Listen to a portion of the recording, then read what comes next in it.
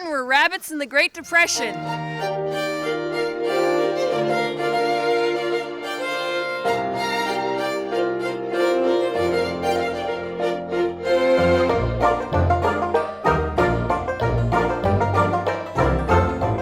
Hi there, this is Big Spruce Rabbitry. Unless you're living under a rock, you probably have heard that the stock market has crashed.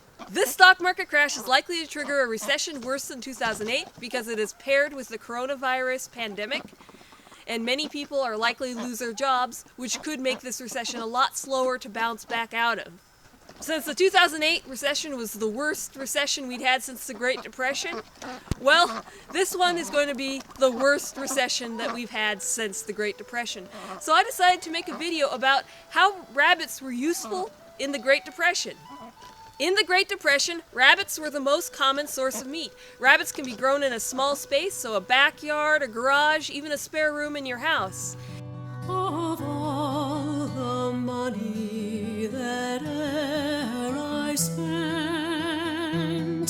I spent it in good company. So as I go through this, I'm going to take you through my thoughts of what I would invest in if I thought we were falling into Great Depression 2.0, and the number one thing would be a vegetable garden. Well, that means I'm going to start at the back end of the rabbit. The rabbit manure might be the most important product that your rabbits produce. It is a cold manure, so it won't burn your plants, and it's basically a free fertilizer that will do amazing things in your garden. Plants need to be fed as much as animals do. I'm going to take these seeds that I saved from a pumpkin at the farmer's market and get them planted, and then I'll take you around and show you how we care for the rabbits. Okay, Meatloaf, do you want to go?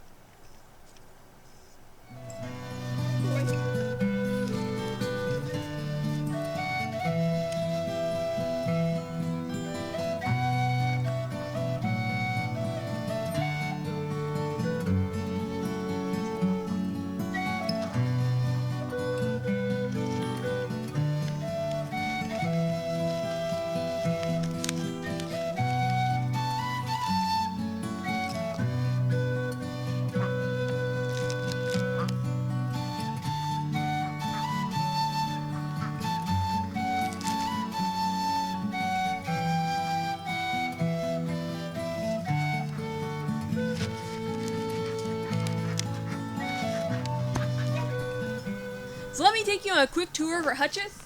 They were mostly built from salvage material that we found at the dump, or from cages that we found on Craigslist or at garage sales. So let's open up one of these hutches and look at it.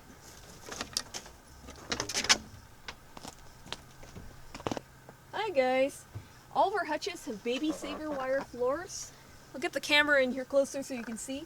It acts like a trampoline on the rabbit's feet, so it's actually the best way of keeping the mess down and keeping the rabbits clean. I normally give them enough hay that it's actually covered, but these guys haven't yet been fed this morning. And of all the harm that e'er I've done, alas, it was to none but me. And all I've done for want of wit to memory I can't recall. Chill holds my heart enthralled. An alternative to hutch raising rabbits is to raise them in a colony. We have tried to do this in the past, and we'll try to do it once the snow melts. This was our colony set up from last year, but the snow got to be too deep and we couldn't keep the rabbits in. So colony rearing rabbits does have some advantages over hutch raising. However, it takes a bit more skill since rabbits are naturally very territorial and will fight if you don't keep a close eye on it and know what you're doing. There is a fair lady in this town who sorely has my heart beguiled. Rabbits are also probably the easiest farm animal to take care of. All farm animals need food and water, and rabbits make this easy for you. They are very adaptable to different types of water setups. I'm going to use a water bowl here today because it's a cold winter day. In the summer, I give them bottles of water. Hey guys, here comes some water. I'm going to go get these guys fed. Rabbits are extremely hardy farm animals. They do well in Alaskan winter. Their biggest downside is probably not being super heat tolerant, actually. I'm going to go get the rabbits fed.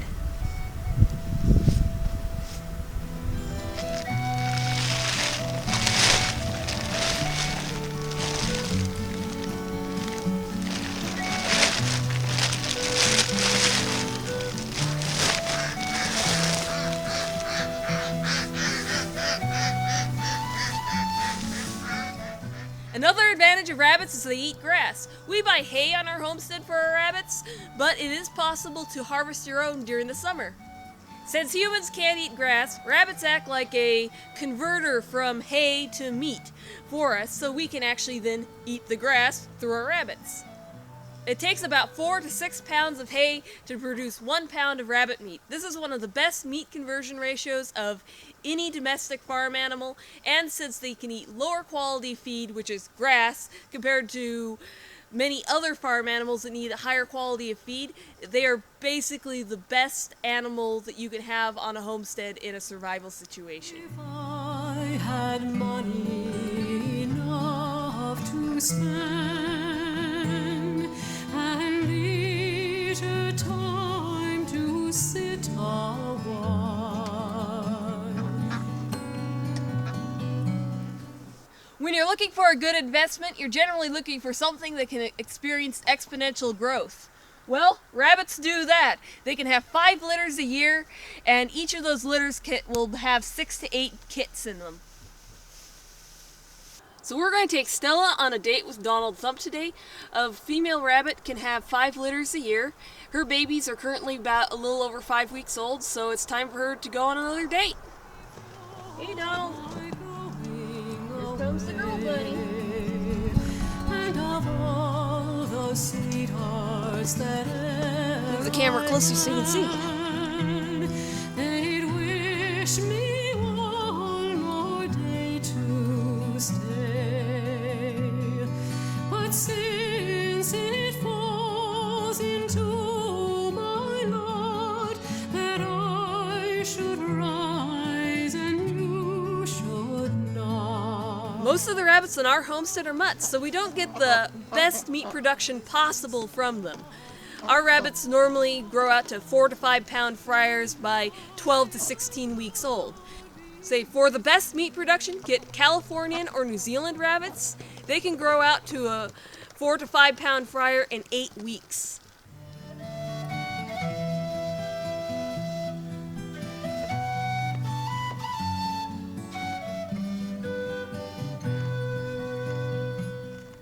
I've been looking to stories of how my grandfather made it through the Great Depression. He lived where North Seattle is now on a small egg farm. He found a surplus of chicken eggs was useful to trade. I'm figuring that rabbit meat is pretty similar.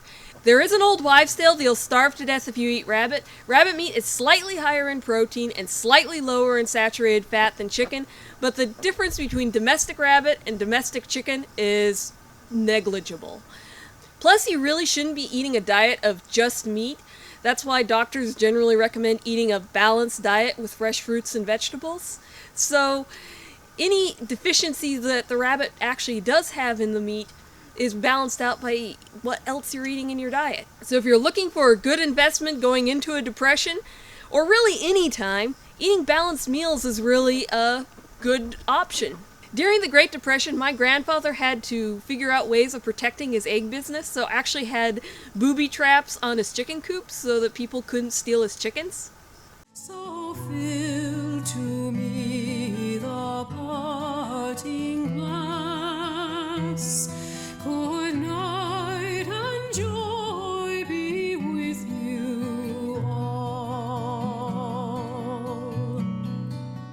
My family has had a long tradition of being self-sufficient. In tough times, it can be a real lifeline, so if we're falling into a depression, Well, this is the best time as any for you to start learning how to farm your yard. Probably the most important thing we can do going into these uncertain times is to take care of each other, support your local farmers, like, comment, subscribe, and check out our farm store in the description.